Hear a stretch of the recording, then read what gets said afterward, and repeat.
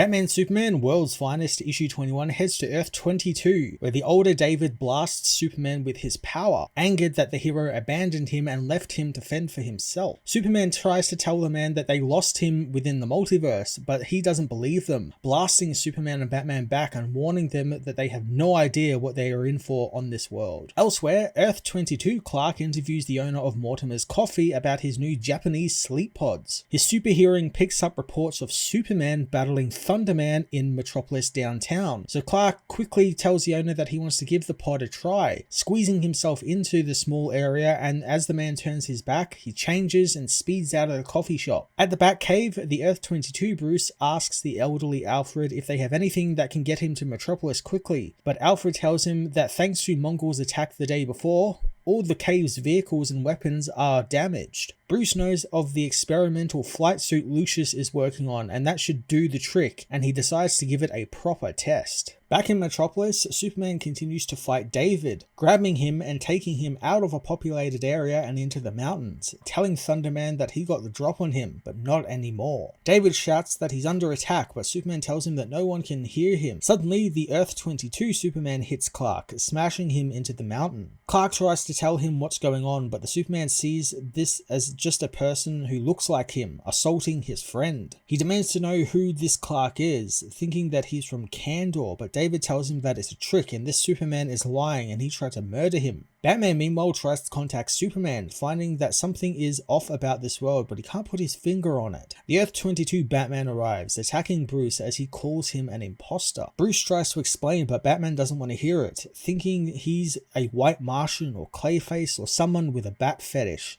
since there is only one Batman. And that's plenty. Clark meanwhile attacks both the older Superman and Thunderman. Clark tells his older counterpart that he does seem capable of protecting someone as he tries to save David, but as Clark gets free, he speeds away so he can show the older Superman something. Clark speeds into a lead mine, losing the Superman inside, but the hero thinks that he can still hear Clark. Clark is counting on it, whistling at a subsonic level as the Superman becomes disorientated and the mine collapses in on him. Clark manages to escape the mine, contacting Batman and asking if David has returned. Bruce, however, continues to fight the older Batman, asking him if anyone of this world has any brains or patience enough to listen to reason. Both the Batman find that they are evenly matched in unarmed combat, and Bruce uses this as proof that they are one and the same, but Bruce is suddenly tied to the ground by Nightwing, who says that this just proves that he's not Clayface. Nightwing thinks that the being is a telepath, so when Bruce says that he knows Nightwing is Dick Grayson, Nightwing doesn't buy it, figuring a telepath would know that. He finishes tying Bruce up and tries to get Batman to at least give him some thanks for helping,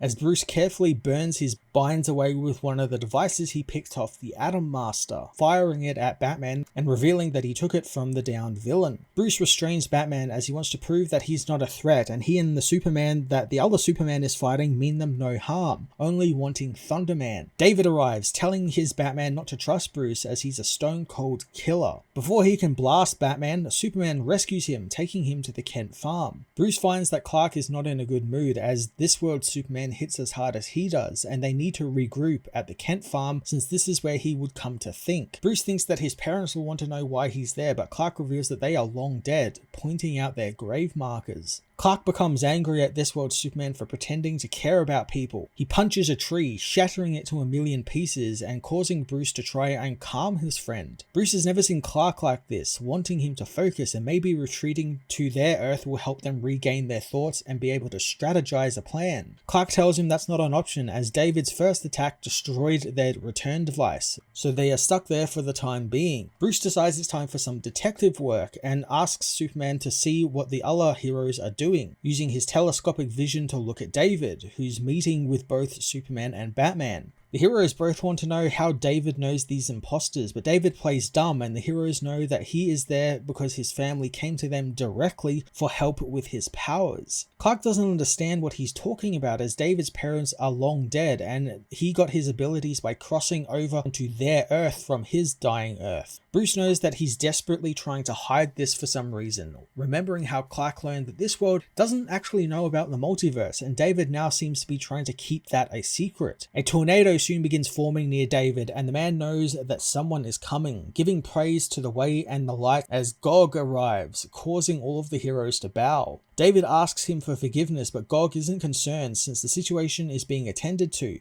Clark wants to know what the hell is going on and is told that Gog is the giver of light by the arriving Justice Brigade, who have come to take down Batman and Superman.